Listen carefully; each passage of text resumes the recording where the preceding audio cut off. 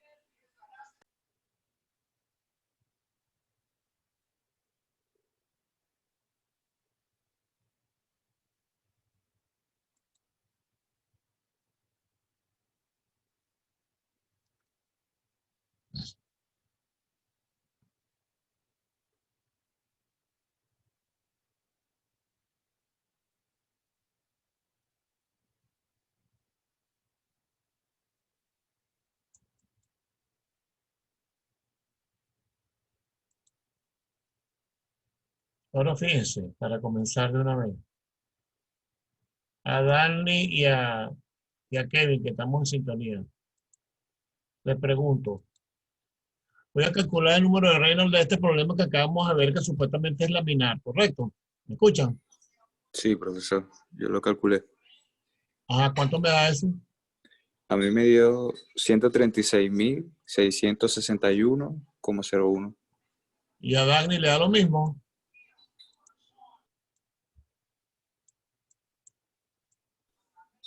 Evidentemente, flujo turbulento.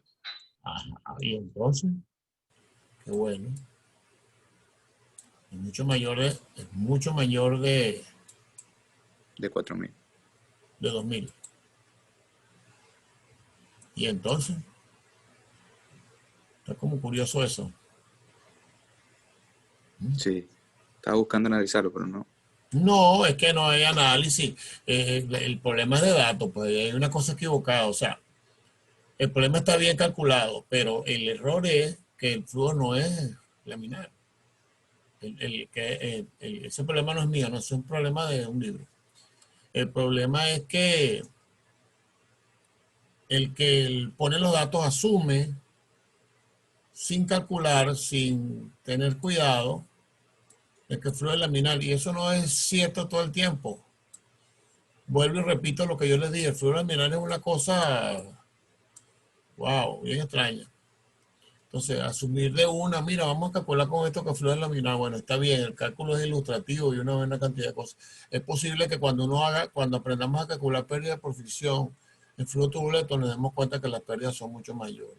Pues claro, aquí nos faltarían datos para poder hacer ese cálculo. Pero fíjense ese error. Yo lo estaba calculando en estos días y me acordé y dije, bueno, lo voy a hacer en la clase. Cuando veamos el problema, le voy a hacer mención de esto.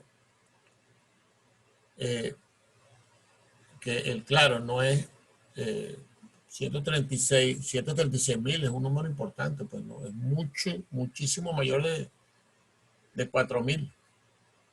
Acuérdate que entre 2.000 y 4.000 está la transición y mucho mayor de 4.000, o sea, este es evidente, súper turbulento, pero qué raro que alguien en un libro haga a mí me llamó la atención.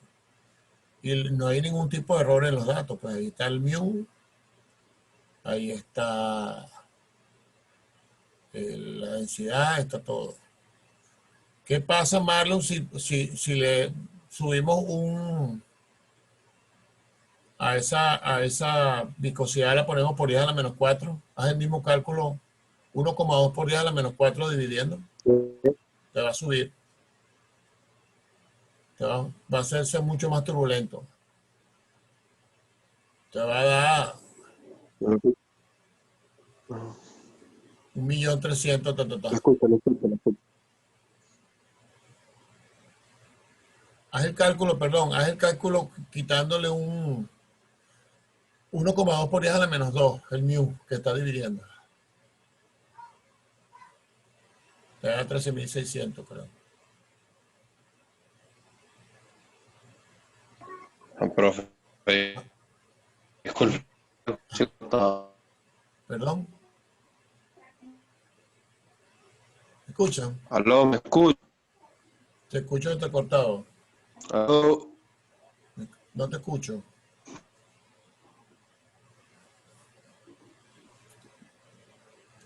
$13.800 me dan. Sí. 13.800. Y si lo pones 1,2 por 10 a la menos 1, sí te da 1.300.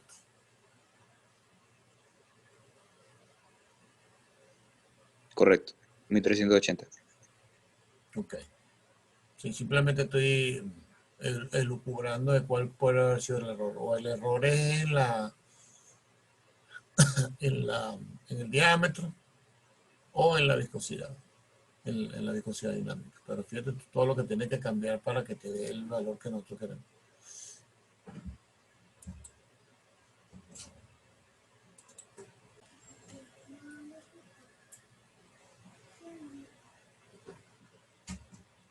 Okay. Bueno, sigo con la presentación. Lo que estamos, para los que están recién llegando,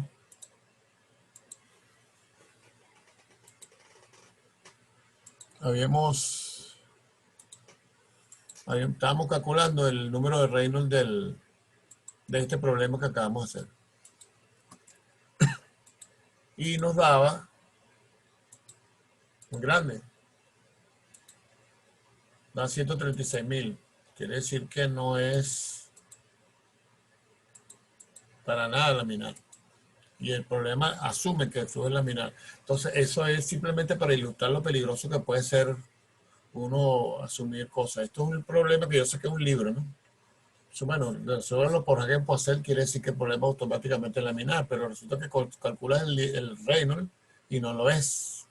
Entonces, mucho cuidado con eso. Siempre hay que saber exactamente qué valor tiene el número de Reynolds para estar seguro de que no haya ninguna confusión. En la lámina 13 de la presentación comienza pues lo que podríamos llamar un repaso de todo lo que hemos visto en el foro de capa límite.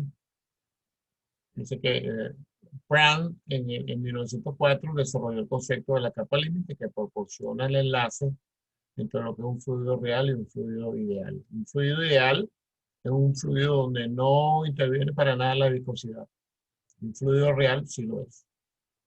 Para el fluido con viscosidades pequeñas, el efecto de roce interno es apreciable solo en la región próxima a los contornos, al límite del fluido, como decía usted. Según esto, la zona fuera de esta región, cercana a los límites sólidos, puede considerarse como un flujo ideal o potencial. El flujo fuera de esta región. El uso de la canción de cantidad de movimiento permite encontrar valores aproximados al espesor de la capa límite. Y hablábamos todo de esos espesores, ¿no? Lámina 14.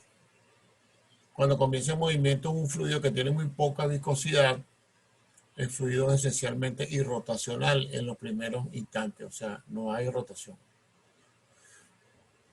Como el fluido en las paredes tiene una velocidad nula relativa a las paredes, o sea, no se mueve porque el contorno no lo deja, existe un gradiente de velocidades muy grande desde la pared hasta el interior del flujo, donde el flujo sí se mueve, donde las partículas sí se mueven. Ese gradiente de velocidad que va desde lo que no se mueve hasta lo que se mueve bastante, en un fluido real origina cerca de la pared una fuerza de cortadura que reduce la velocidad relativa de la pared. Esa capa de fluido que tiene su velocidad afectada por estas fuerzas de corte cercanas al contorno se le llama capa límite. La velocidad, la mina 15, la velocidad de la capa límite tiende asintóticamente a la velocidad del flujo principal. La capa límite es muy delgada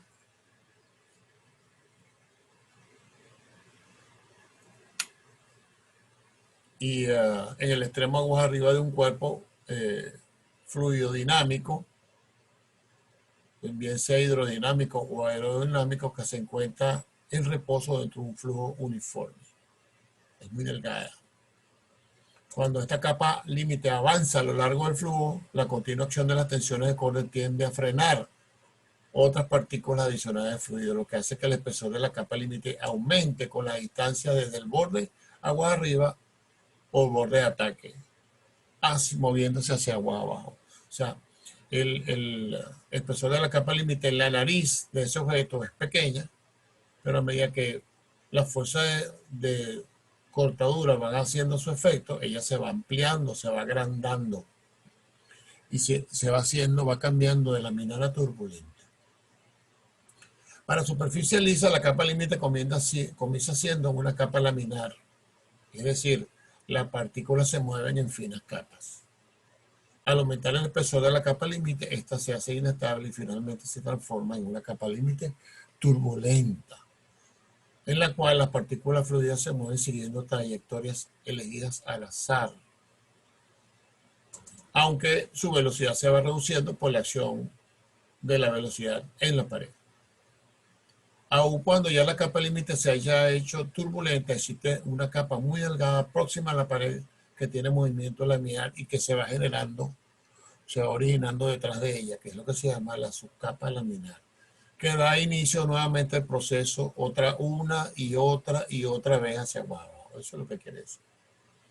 Ahí está pues la expresión que decía, creo que Andrés hablaba del integral para calcular el espesor de la capa límite. Estoy en la lámina 16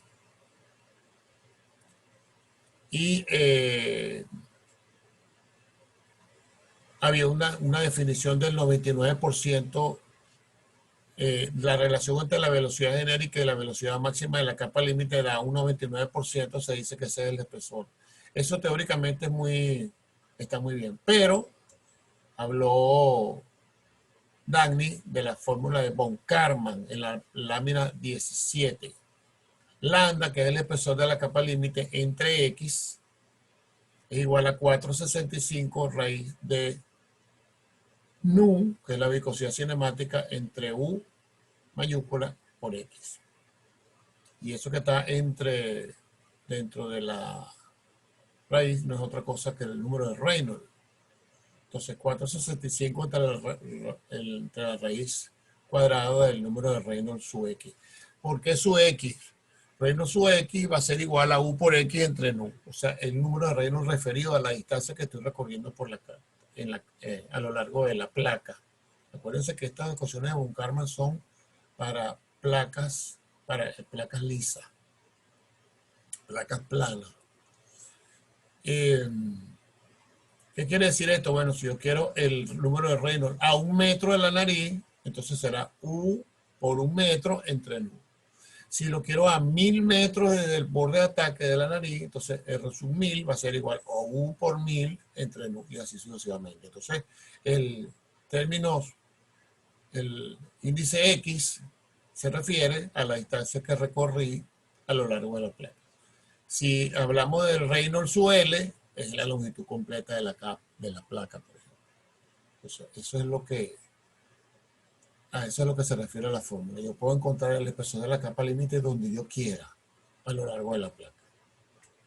El esfuerzo de corte en la lámina, en la parte inferior de la lámina 17, tau sub 0, será 0,322 raíz de mu por rho U al cubo entre X.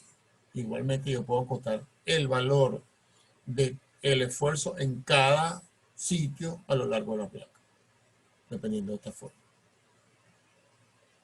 La resistencia será la integral del esfuerzo en la longitud. Eso, por supuesto, es la ecuación original teórica. Estamos en la lámina 18. 0,644 la raíz de mu por rho u al cubo entre L. Pero la resistencia, dice en el párrafo, puede expresarse o debe expresarse generalmente en términos de dos cosas. El C sub D, que es el coeficiente de resistencia del que ustedes tanto hablaron, de la presión de estancamiento, que es la densidad por la velocidad al cuadrado entre 2, y el área de la placa, que es L por 1, siendo 1 un metro de ancho, el ancho unitario, un metro que sale perpendicular a la pizarra, a la pantalla. Entonces, finalmente, vemos la fórmula de von Karman para, en la lámina 19, la fuerza de resistencia sobre una placa plana. C sub D por rho por u al cuadrado entre 2 por L por 1. Ahora, si lo quiere calcular, si usted tiene el valor del ancho completo, bueno, pone L por el ancho y me da el área. Pero eso no es otra cosa que el área. Si no tiene el ancho, bueno, simplemente supone que el ancho es unitario, 1, y eso le va a dar por cada metro de ancho la fuerza de resistencia. El C sub D es 1,328 entre la raíz del Reynolds su L, o sea, el Reynolds de toda la placa. Y el Reynolds de toda la placa es U por la longitud de toda la placa entre nu, que es la viscosidad cinemática. El número de Reynolds, cuando el número de Reynolds de la placa alcanza un valor de 500.000, entre 500.000 y 1.000.000, comienza a hacerse turbulenta, digamos que está pasando en ese espacio por un periodo de transición, y luego cuando es realmente mayor a 1.000.000, se hará la capa límite turbulenta. La figura que viene después representa el crecimiento y la transición de la capa límite de laminar hacia turbulenta. Perdón, como algunos de ustedes decían, pues el número de Reynolds crítico dependerá de la turbulencia inicial de la corriente, la forma que tiene el borde de ataque de la placa, si es agudo, si es abrupto, y de la rugosidad de la superficie de la placa. Por supuesto, mientras más lisa o más rugosa sea la placa, sus condiciones van a cambiar. Y en la lámina 20 está en la figura con la transición de cómo cambia y cómo va creciendo a lo largo de una placa la capa límite desde la mitad, desde laminar, llega a un punto crítico donde el Reynolds es 500.000, atraviesa una etapa de transición hasta 1.000.000 y luego se hace turbulenta. Eso es todo.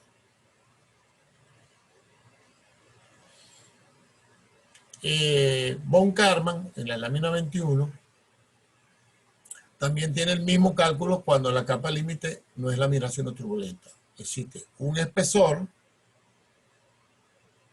de lana que al final es 0,37 por X entre Reynolds sub X a la elevado a la 1/5 o la raíz quinta de Reynolds sub X, utilizando el mismo principio. X es la distancia recorrida a lo largo de la placa. Si voy a calcular el Reynolds para toda la placa, entonces en esa X va la longitud completa de la placa. Si lo quiero a 1 centímetro de la nariz, igualmente esa es la distancia que voy a poner ahí. Está la fórmula de tau sub 0 o el esfuerzo a lo largo de la placa en cualquier sitio de la placa. Ahí está el valor. La resistencia va a ser el integral de eso. Y tengo el valor del coeficiente de resistencia para flujo turbulento en una placa lisa, según von Karman. Entonces, hay una fórmula para capa límite laminar y hay otra fórmula para capa límite turbulenta. O sea, todo eso está ya calculado, pues saliéndonos del mundo de los integrales y de las derivadas. Y experimentalmente hay un número, un valor. En la lámina 22 está a la lámina 22, está un gráfico que nos va a servir mucho, que se llama el gráfico de la ley de resistencia para placas lisas. Este gráfico es válido para números de Reynolds entre 5 por 10 a la 5 y 10 a la 7. Y las figuras, las escalas son logarítmicas. Es un C sub, los valores de C sub D en función del número de Reynolds. Entonces, como ven en el eje horizontal del gráfico, están las tres fórmulas. El C sub D para laminar, el C sub D para transición y el C sub D para turbulento. Si usted no quiere usar esa fórmula, sino que tiene valores Reynolds, usted entra en el gráfico, corta la curva que a usted le interesa, sea laminar, transición o turbulenta, y lea a la izquierda el valor de C sub D. Si el Reynolds es mayor que 10 a la 7, que es el límite máximo en la derecha, usted puede usar la fórmula que está arriba del título del gráfico, que dice que C sub D es 0,455 entre el logaritmo en base 10 del Reynolds a la 2,58. Esa fórmula es válida para el Reynolds desde 10 a la 6 hasta 10 a la 9. O sea, se sale a la derecha de este gráfico. Pues si el número de Reynolds es muy grande, usa la fórmula con el logaritmo. Si está dentro de del límite de gráfico, usa el gráfico. Pero eso da lo mismo. ¿Ok? Es como ustedes, según los datos del problema, lo que a ustedes les convenga más. Pueden usar las fórmulas de abajo, pueden usar el gráfico, o la fórmula central cuando los números de Reynolds son 10 a la 8 o 10 a la 9, utilizan la fórmula que está allí en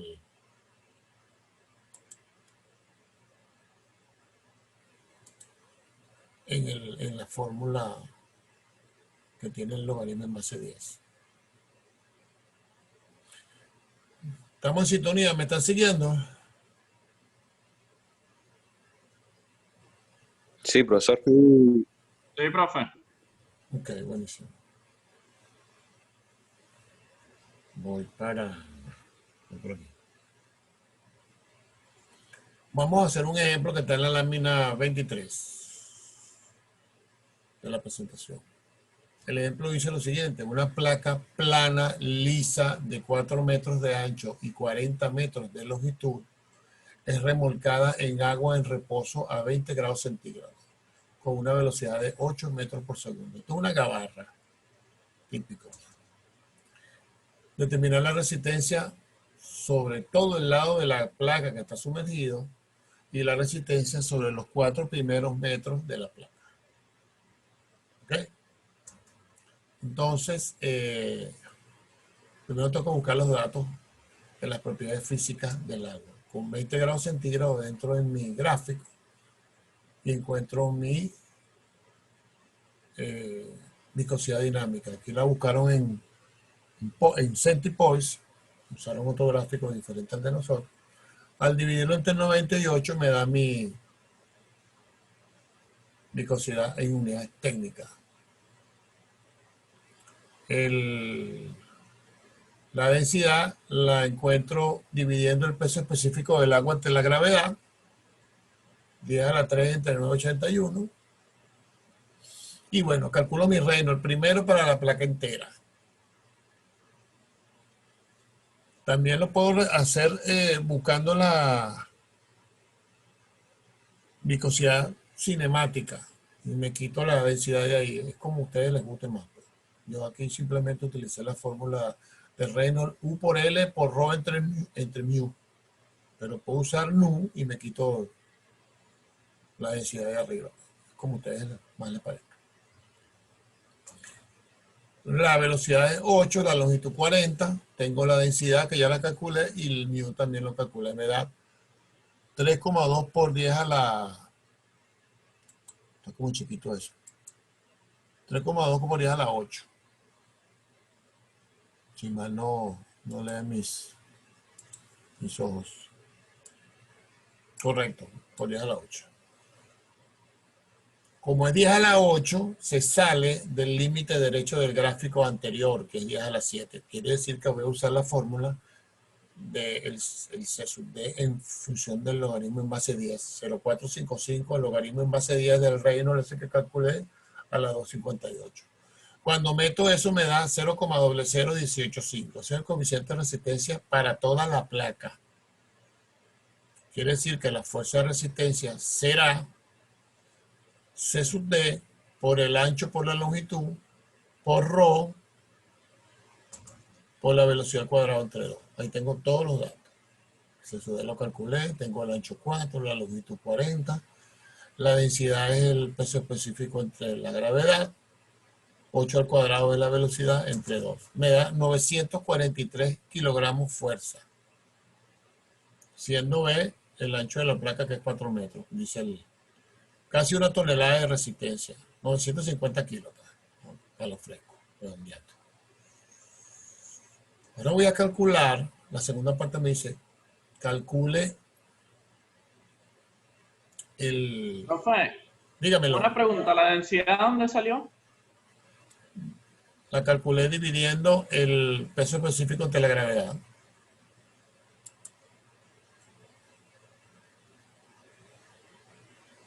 ¿Copiaste?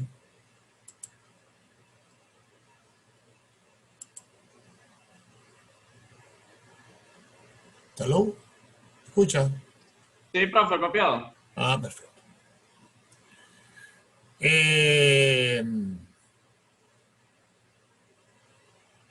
Fíjense, para el final de la placa, que son 40 metros, es casi seguro de que hayamos, bueno, de hecho calculamos el Reynolds. Fíjense que el Reynolds es 3,2 por 10 a la 8, es muchísimo mayor que 1.000.000. O sea que la capa límite es turbulenta. Ahora, ¿qué pasa en los primeros 4 metros? Yo me hago la pregunta, bueno, pero ¿y cómo sabemos cómo es la capa límite ahí? ¿Será laminar todavía? ¿Qué será? Entonces, el razonamiento del problema es interesante porque dice, bueno, si el número de Reynolds crítico es 5 por 10 a la 5, es decir, ese es el límite donde dejas de ser laminar, voy a calcular la longitud crítica.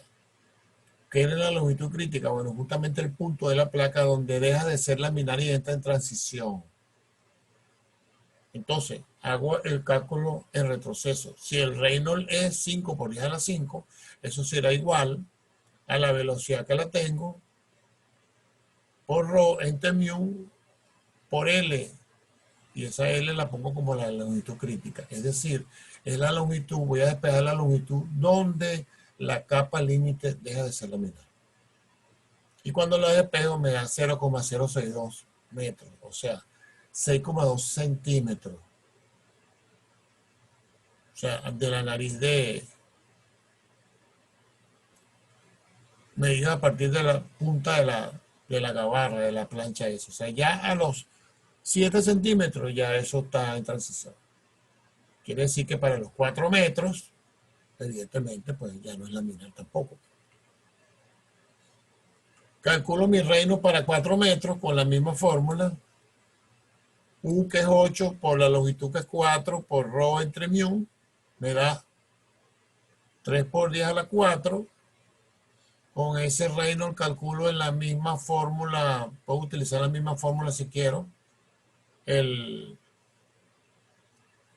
C sub D. O entro en mi gráfico si quiero porque ya el límite es más pequeño. Pues como es 3 por 10 a la 4 está dentro de los límites del gráfico. Y calculo mi número de Reynolds. Perdón, estoy equivocado. Que no leía bien. El Reynolds es 3,2 por 10 a la 7 para los primeros 4 metros. Quiere decir que tampoco aplica el gráfico. Tengo que calcularlo por la fórmula que utilicé anteriormente con el logaritmo en base 10.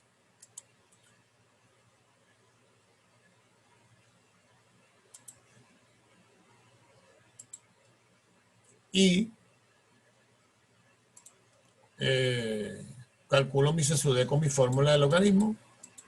Lo meto en la fórmula. Resistencia va a ser igual a C sub D por el ancho, por la longitud, que ahora es 4 metros, por ρ b cuadrado entre 2. Y me da 130 kilogramos fuerza. Ya en los primeros 4 metros de la placa, tengo 130 kilos de fuerza de resistencia.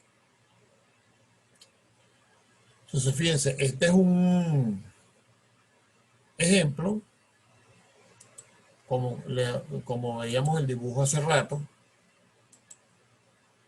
un ejemplo perfecto, donde,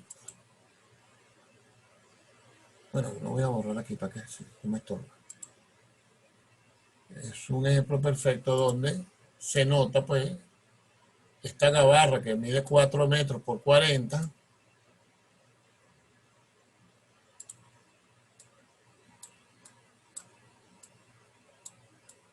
se está desplazando a 8 metros por segundo.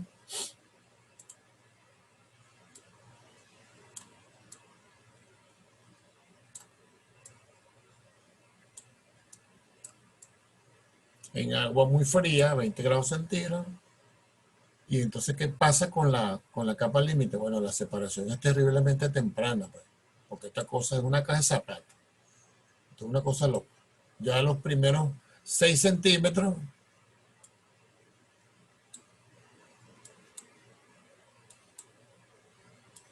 ya la capa límite dejó de...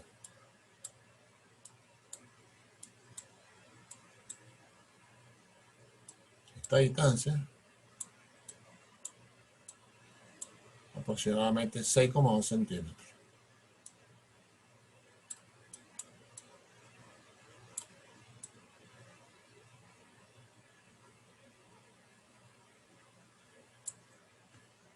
Y ahí ya la capa del límite dejó de ser laminar. Pasa a transición y se hará turbulenta, pero rapidísimamente. ¿Qué quiere decir eso? Bueno, que esto ya, a mitad de camino, ya esto va a empezar a tener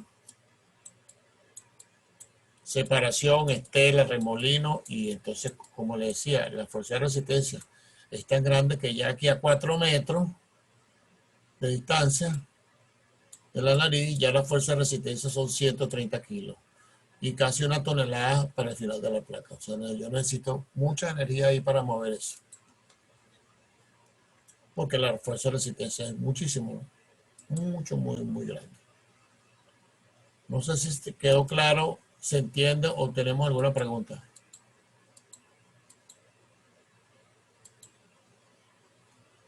¿Estamos claros con este problema? ¿Se entiende? Sí, todo claro. Sí, profe. En lo que pueda lo voy a hacer pues, para ver si me sale alguna duda. Resolviéndolo y todo eso. Bueno, en la lámina 24,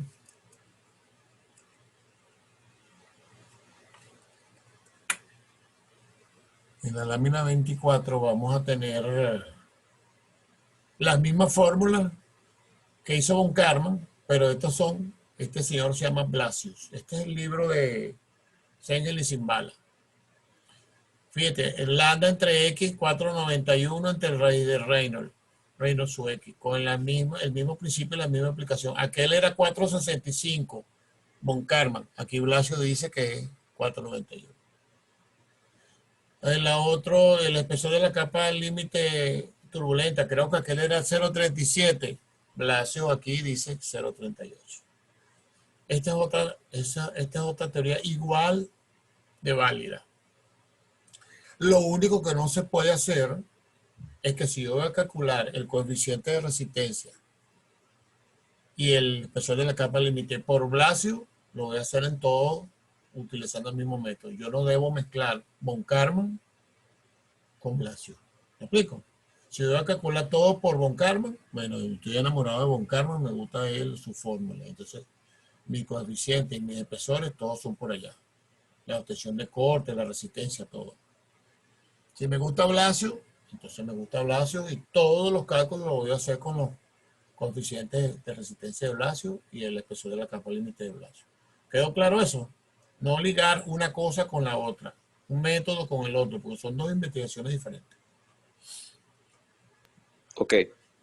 Más nada. Para el caso de la capa, estoy en la lámina 25. Para el caso de la lámina capa límite turbulenta sobre placas rugosas, en el borde de aguas arriba de la placa, el flujo debe ser laminar, empezando el recorrido. Pero luego, en la región de la capa límite es turbulenta, Mientras la capa límite todavía es delgada, la relación de las alturas de rugosidad del tamaño del grano, epsilon, entre el espesor de la capa límite es significativo. O sea, si la capa, el espesor es tan pequeño, lambda, que el epsilon puede ser importante. Y la placa se comporta como rugosa. ¿Por qué? Porque el tamaño del grano es tan grande comparado con el espesor de la capa límite que sí importa, pues la afecta. Siendo la resistencia proporcional al cuadrado de la velocidad. Pero para placas largas, este fenómeno va desapareciendo porque esta región pasa por la parte de transición, ya el valor de epsilon entre lambda es menor porque el espesor aumentó y ya no le importa cuál es el tamaño del grano y la rugosidad, y entonces los granos quedan envueltos, embebidos, quedan tapados pues dentro del espesor de la capa límite, y ya la placa se comporta como lisa. Ya no le importa qué rugosidad tiene, porque el espesor de la capa límite al final turbulento es tan grande que el espesor del grano, el tamaño del grano, de la rugosidad quedó por allá abajo y no hace mella para nada. Al principio sí, porque el espesor de la capa límite es tan pequeño que sí importa qué tamaño tiene el grano. Eso es todo lo que dice el gráfico, el párrafo. En la lámina 26 está, bueno, lo que habíamos hablado de la separación y está la de remolino.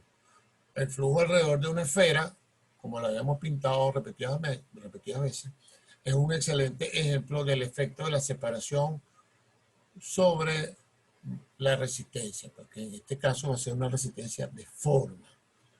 Para números pequeños, donde la velocidad por el diámetro entre la viscosidad dinámica es menor que 1, el flujo es en todos los puntos laminar, no es turbulento. Y la resistencia puede considerarse como una resistencia de forma. Para números de Reynolds grandes, el flujo puede suponerse potencial, excepto en la capa límite y en la estela. La capa límite se forma en el punto de destacamiento en la proa y generalmente laminar. Y ahí mismo, en ese momento justamente comienza a separarse y se vuelve rápidamente turbulento. Entonces, anoten para que tengan otro número de Reynolds importante. Para el caso de una esfera moviéndose dentro de un fluido, el número de Reynolds crítico es 1. B por D entre nu, siendo D el diámetro de la esfera y B la velocidad con la que cae, es laminar menor que 1 y es turbulento cuando deja de ser laminar cuando es mayor de 1. Entonces, vamos a ver un experimento. A partir de la lámina 27, vamos a ver la descripción aquí que se las voy a leer y después vemos la foto. Posible que no nos dé tiempo, pero lo vemos después cuando regresemos. La figura siguiente tiene representada la fotografía de dos esferas, dos pelotas, dos bolas de bowling. O sea que, no sé si alguno de ustedes ha jugado bowling. La bola de bowling es inmaculadamente lisa. Y escurre, uno la lanza en una cancha que también es sumamente lisa. Ese es el secreto del deporte. Si el parqué por donde ella se desplaza fuera rugoso y la bola también, los efectos serían completamente diferentes. Entonces, una bola tan lisa como esa, ya tienen como 22 centímetros de diámetro, se arrojan en agua con una velocidad de 7,5 metros por segundo. En la figura A, la separación se presenta en la capa límite laminar que se forma a lo largo de la superficie lisa y se origina una estela muy grande, resultando en una resistencia debida a la presión también muy grande. Como van a ver en la foto a continuación, pues, en la bola B